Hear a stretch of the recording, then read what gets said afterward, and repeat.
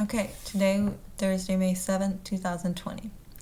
A Teen and a Trolley Reveals Society's Dark Side by Bethany Brookshire, 2015. In 2015, a high school senior named Tiffany Sun conducted a social science experiment and presented her results at the Intel Science Talent Search in Washington, D.C.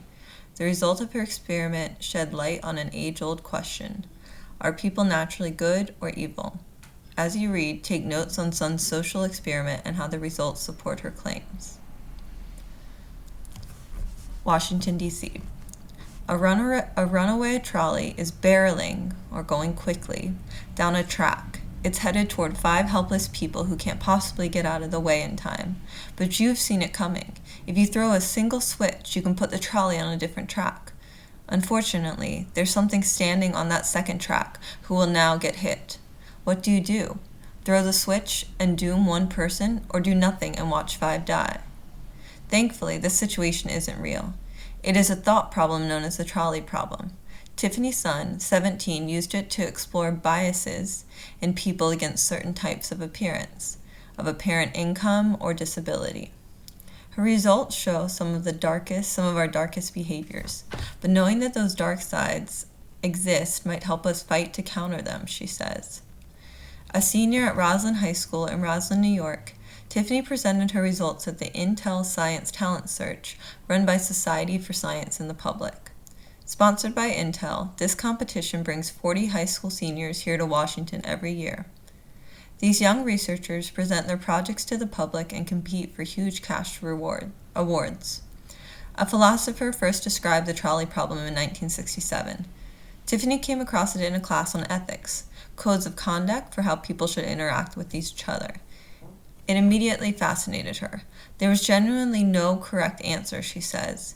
Tiffany thought the trolley problem might be a good way to study biases, or the prejudices people have.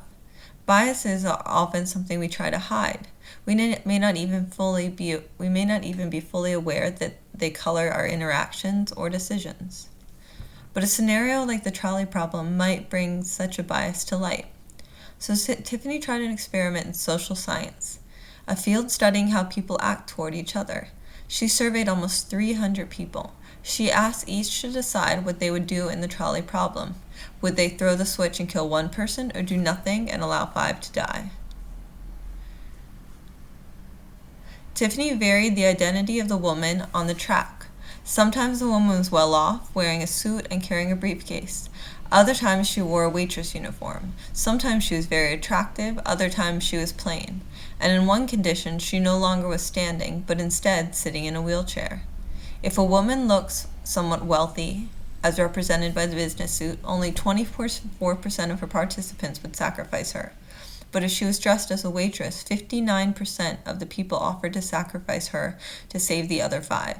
If the woman was attractive, 44% of the people would sacrifice her. That share climbed to 68% if she was plain. And while 54% of the people would throw the switch to sacrifice a standing woman, the number jumped to 74% if it was described as sitting in a wheelchair. Tiffany is not sure why there was such notable differences in choosing people who are attractive or plain, rich or poor, disabled or not. But without a doubt, she says, it appears that we as society tend to view some lives as less valuable than others. The results don't make our society look very nice, she observes. Still, understanding these hidden biases can be very important. With this information, she explains, we can target those biases and create a more equal society. Continue down to answer the text-dependent questions.